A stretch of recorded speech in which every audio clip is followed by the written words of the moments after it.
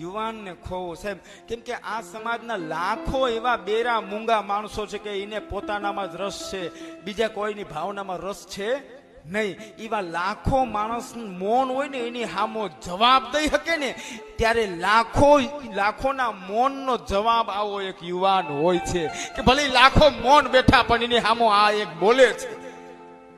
એટલે લાખો કદાચ ને ઈ કીડા મકોડાની જિંદગી જીવવાવાળા રોજ મળતા હોય ને તોય કોઈ ફેર નથી પડતો, પણ વિચારધારાનો વાહક એક માણસ મરે ને તોય અમને ઘણું દુઃખ થાય છે. કેમ કે અમારા તરકટ અમારા ભાથામાં છે ને બાણ બહુ ઓછા છે, અને એમાં કોઈ બાણ આ રીતનું વયું જાય ને તો અમને તકલીફ થાય છે. તમે જન્મો ને મરો પોતાના પરિવાર માટે અને પરિવાર પૂરતા જ, પણ વિચારધારાનો માણસ જન્મે એ સમાજ માટે હોય છે અને મરે તો સમાજ માટે હોય છે. સાહેબ, આ બે પરિવર્તનો છે.